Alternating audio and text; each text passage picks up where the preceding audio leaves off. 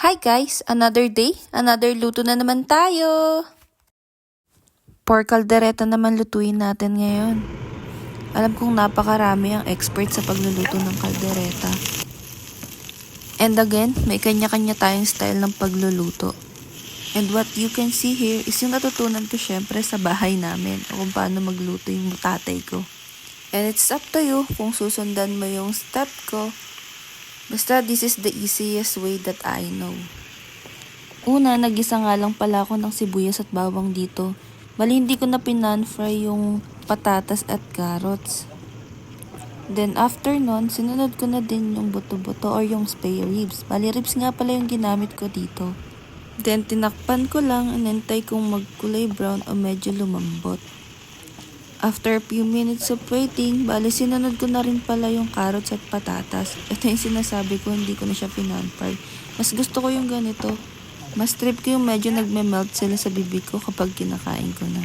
Lagay na din pala ako dito ng paminta and then kaunting toyo. Bali minarinate ko na din pala yung baboy kanina ha. Naglagay na nga din pala ako dito ng tomato paste at saka seasoning, hindi lang siya nakunan ng video. Then pati yung pinagmarinate nilagay na din namin, then nag-add lang kami ng konting tubig. Then after nun, takpan lang at intayin kumulo.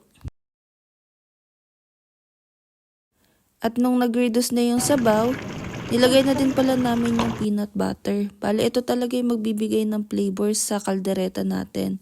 Di na pala ako naglagay dito ng liver spread dahil wala kami nun.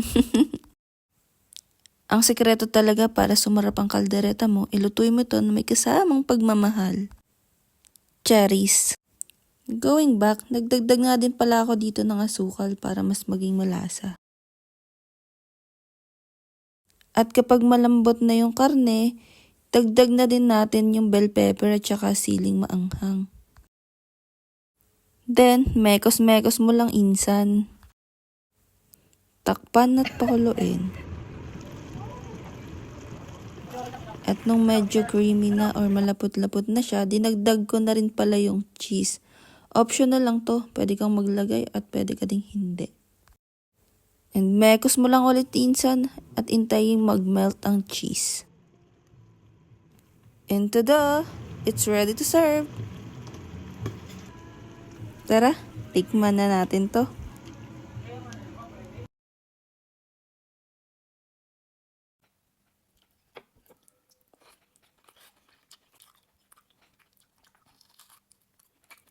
Well, kakulas.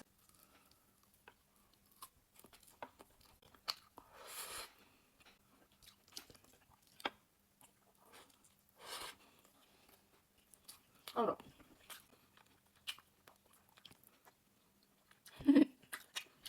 Kain na ako. Kain ka na rin.